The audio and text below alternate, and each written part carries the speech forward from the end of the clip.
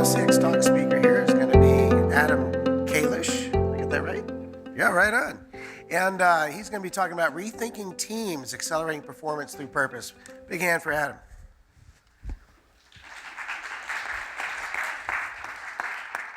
Oop. How do I go forward? Oh, thank you. There we go. The big green button, folks. Hello. There we go. You're still awake. That's good. On this very optimistic morning, I have some very uncertain news for you. You all feel it. Our world and work environments are suffering from VUCA, volatility, uncertainty, complexity, ambiguity. These four forces are making you and your organization stressed out and your workday chaotic. With markets and competitors in flux, you and your organization are having to respond to change in increasingly short intervals while still running your core business. Companies are becoming very reactionary and asking employees to transform their markets, their processes, and their skills in record time. The result? How many people in this room are feeling VUCA? God knows I am. I'm feeling VUCA right now. Oh, I have a couple of brave people over here, some back there. That's good. Thank you for admitting it.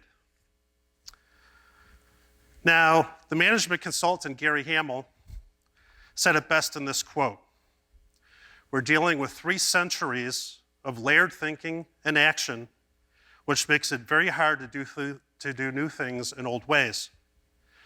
Just forcing old ideas to run faster does not address the new VUCA issues. We set ourselves up for addressing new challenges with legacy mindsets, processes, and skills. I've been consulting for over 30 years for corporations, enterprises, small consultancies, small businesses, and they essentially keep looking backward even though the world is changing. These 3 centuries of business behaviors are getting stress tested by today's market realities of speed and adaptability. VUCA is creating a wedge between leadership and workers. Now, a lot of organizations today, because they have a lot of untraditional competitors, are trying to simplify and flatten their management organization, but they still have a top-down management mindset. Managers are disconnected from the work that they're demanding in shorter periods of time with fewer workers to get things done. Downsizing and smaller workforces are creating a collective chaos. Employees unfamiliar with new practices actually slow down their tasks. The gaps are ever widening. As you can see, there are many issues that are causing more stress and less satisfaction at work.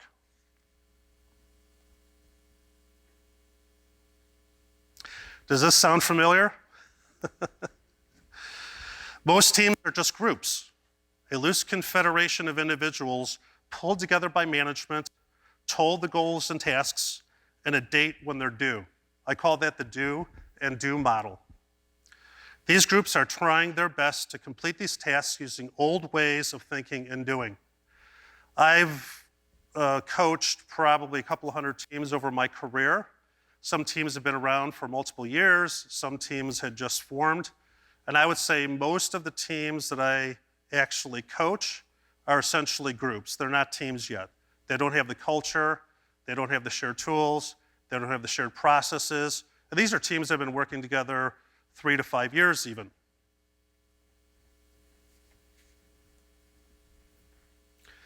Now, a great team is a rare bird. They're actually quite rare. Teams are interdependent. They have clarity on who's doing what, and they can map those tasks back to the goal because the team creates their sense of purpose. This is really important. Purpose cannot be imposed on a team. So just because a company has a mission and vision statement, which many companies do, we could thank Tom Peters for that, that doesn't necessarily mean that the team has a sense of purpose. Owning their goal starts with asking the right questions about that goal and stress testing all the assumptions. This is done by connecting individual contributors who each have skills, using shared tools to do the work, using physical and digital spaces to keep the team aligned, and most importantly, they create a culture based on trust, respect, openness, courage, and empathy to create a deep rapport to overcome the forces of VUCA. Clarity comes from understanding who is responsible for the task, who is accountable if things don't work, who is consulted as a subject matter expert, and who is informed, in this case, usually your manager. So what do people want out of a team? What do they hope to get out of working on one? These are answers that I've gotten from people on teams.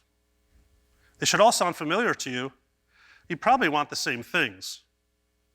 We all want to be part of a team of talented individuals who are highly motivated and unified by a sense of purpose, their purpose, to do good work. Connection and clarity create the critical rapport that makes a team more ambitious and even audacious.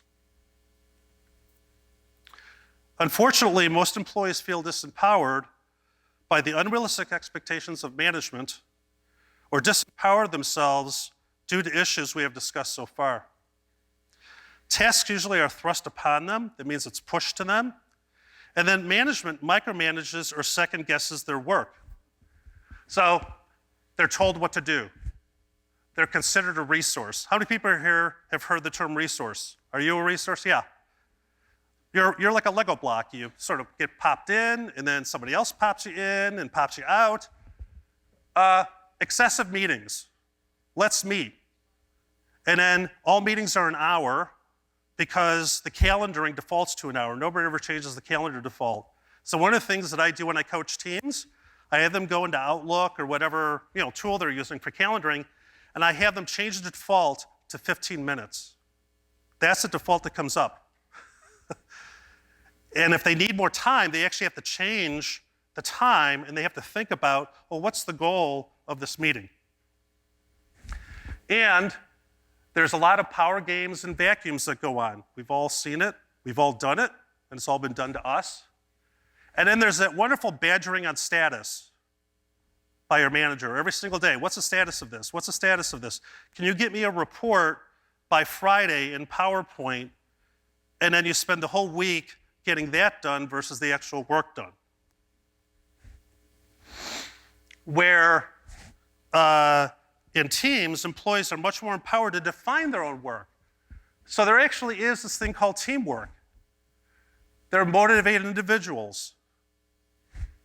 They're self-organizing. The manager isn't telling them how to organize, the team actually organizes themselves. They actually feel ownership in the work that they're defining for themselves because they have defined their sense of purpose. And they work together daily. There is no hidden work. The work isn't hidden. It's like, where is it? No, all work is visible. They also have a cadence that's based on simplicity through purpose. They show things frequently to each other. They maintain a consistent pace indefinitely. And they reflect on how to become more effective. And done means done. This is really important, and this comes from Agile. There's attention to technical excellence. That's really important because we have skills. And working output is the only measure of progress. So just because a team gets along and they feel they have a sense of purpose, if they're actually not getting things completed, it doesn't matter that the team feels good about themselves. This is a big issue I deal with when I coach teams. So if teams actually are empowered and they do these things, they become more open, more collaborative, and share every day in order to get tasks done with a meaningful cadence and a high level of craft and impact. Now, most organizations are embracing Agile, and lean frameworks become more adaptive and nimble. How many people here have heard of Agile? Oh, God. Okay, good. All right. And then most people, when they think of Agile, or when VPs or CEOs think of Agile, they immediately think, oh, it's about fast. We have to work faster. That's the power of Agile. That's not what Agile is. So they think Agile is about speed, and speed describes only how fast an object is moving. That's simple, but that's too simplistic. Really what they need to do is they need to talk about mass. What is the talent density of the team? We're all individual contributors, right? We all come together. It's like jury duty. You know, we all come together. We know there's going to be a verdict, but how are we going to achieve that verdict? What is my talent? What is your talent? What is the total talent of the team? You have to audit it. You don't just assume what the talent is of the team. That's called the talent density. Then they define a trajectory, which means that they have to consistently get work completed to meet that goal. And that's usually done over time. And this is through a cadence. They have predictable productivity in units of time. They're usually called sprints in Agile, which are usually 2 weeks. Immature teams usually do it in 4 weeks. But you know you have to get work done by a milestone, but that milestone has to be realistic based on the cadence of the team. So this actually is what I call, it's not about speed, and I talk to corporations about this who are trying to embrace Agile and Lean. It's really about velocity. So velocity is the combination of cadence and trajectory of a mass, which is all about the team. Velocity is more complex than speed, but if it's done, it's actually much more powerful. Now, when teams share and feel a sense of purpose and a sense of community, they are motivated to increase their competence and confidence over time. I talk about this a lot with team, that they actually have competencies, they're competent at things, they have skills, they have experiences that they can leverage. And then, as they work as a team, they become more confident. So the more confident you are, the more competent you feel. The more competent you feel, the more confident you are. And that's the flywheel. And that's actually what was able to actually help with the actual velocity of the team. And that's done through iteration, sharing, actively communicating, and feeling that interdependency that I was talking about earlier with teams.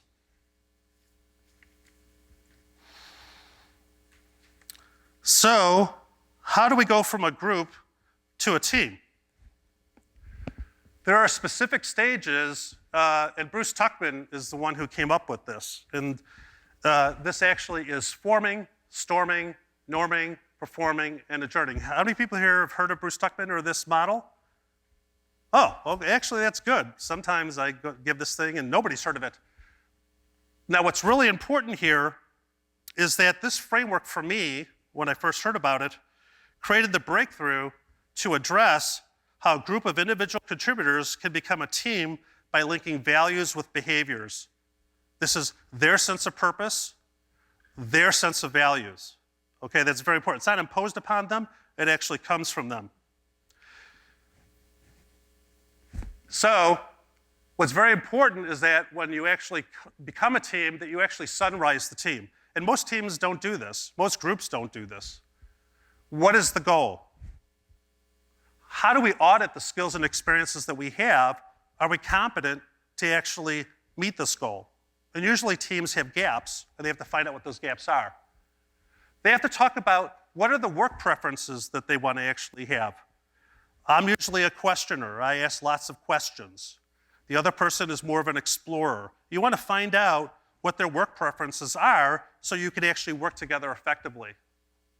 Then there's this whole thing about what will I do as an individual contributor on the team, and what will we do as a team? And then they actually develop a team charter. This is something in Agile that's really important that most teams don't do. They don't develop a charter, which is how do we want to work together, and how do we know that our team is healthy and that we're actually getting the work done? That's very important, that you actually develop a team charter. Then what you want to do through storm, norm, and perform, it's all about decreasing what they call the cone of uncertainty. And it's increasing the team velocity. And that's done through stress testing the goal. Remember I said asking the right questions? You don't just take a goal carte blanche and just accept it. You actually want to ask questions. You look for challenges and opportunities, and then you prioritize those opportunities. You're essentially reframing the goal. It could be very, very subtle, or it could be very, very dramatic. Then you want to define the specific tasks in order to achieve that goal. And this is done in part through what they call RACI: who's responsible, who's accountable, who's consulted, and who's informed. And then Tuckman talks about a very important period in a team where they actually try to norm. Because a lot of the stuff is actually very process-driven, but it actually has to be felt in the head and the heart. So norming is where teams can achieve a greater intimacy and a spirit of interdependency and co-cooperation. And this is where teams actually get ambitious. And this is very, very important. Individuals also can start tolerating each other's whims and fancies. This is really important. You know, you have an emotional bank account, which is what Covey used to talk about. You have an emotional bank account with people versus them always being on overdraft status, essentially. Then you actually perform, and this is really what teams are about. So, for example, you have daily stand-ups. You have concentrated work windows. It isn't meetings from 9 a.m. to 5 p.m. You actually have concentrated work windows, which is we're not going to get interrupted. We're going to actually do concentrated work during those periods. You learn how to work synchronously and asynchronously. So this is the whole notion about how physical and digital work together. So it's not about everybody being in the same room all the time. I hear a lot of people say, well, we have to be in the same room and see one another in order to be effective. No, you don't. You could actually be using Slack. You could be using a lot of things. And you could actually work asynchronously, but you learn how asynchronous and synchronous work together. And by doing that, you share and communicate and critique all tasks in real time. So there isn't this notion, we're going to wait until Friday to see the work, and then we're going to talk about it. You're actually doing it in real time all the way through the week. And you continually reprioritize the work and connect it to the goal. So just because you have a task list doesn't mean that task list stays the way it is all the time. It doesn't. The team is constantly reprioritizing their tasks because they're empowered to do so. The manager isn't reprioritizing the tasks. The team is reprioritizing the tasks. And then they showcase the work. They celebrate the investment of their labor, of their competence and confidence, usually on Fridays at the end of the week. Managers are there, and you actually critique the work and learn how to improve. And then after every major deliverable, a team reflects and says, what did we do right? What did we do wrong? And what can we improve for our next iteration? It's very much about agile and lean. You're always trying to improve the team's performance over every single sprint. And then teams don't last forever. And so really it's about when you adjourn or sunset a team, what did we learn about the goal and ourselves as a result? That's very, very important that you actually reflect on the overall experience. And you also identify individual, team, and organizational improvements. That's very, very important because organizations should be dynamic, they should be resilient, but most corporations, most organizations don't leverage the experiences of the teams to improve the organization. Now, at IBM, I coached many, many low-performing teams who thought they were teams, as I said earlier. I did this by grounding them on establishing interpersonal relationships, which usually is not looked upon in the beginning. Why be interpersonal? You know, we should just get the work done. Helping them understand their talent density and create the right foundation to support team velocity. Does this framework sound desirable to address uncertainty I discussed earlier in terms of VUCA? Has anybody here ever experienced or actually done some of this? And has it helped? A show of hands? Yeah, a few. All right. So, how do you stop being stuck in groups and instead becoming part of a team? And I love the earlier presentations. It's about simplicity. It's about clarity. So clarity of purpose, if a team has clarity of purpose, their clarity of purpose, not what's imposed upon them, then they will have a clarity of action. You connect clarity of purpose with clarity of action. Most teams don't have a clarity of purpose, and they don't understand how their efforts are actually mapping back. What's very important is that it starts with you and not your boss. A lot of people are waiting for permission for their boss to tell them, hey, do this. You should just do it. The key is starting small and not boiling the ocean by trying to do everything at once. So this isn't like a checklist. You know, the Tuckman thing shouldn't just be a checklist, because then you're going to sit there and just feel obligated to cross off the boxes. You should only choose 2 or 3 things to do. If those work, then actually do those even more. If your group becomes a team, then you can address the larger organizational orthodoxies, which there are many, and increase the skill and chemistry gaps that retard team cohesion and performance. Just give yourself permission to start. Thank you.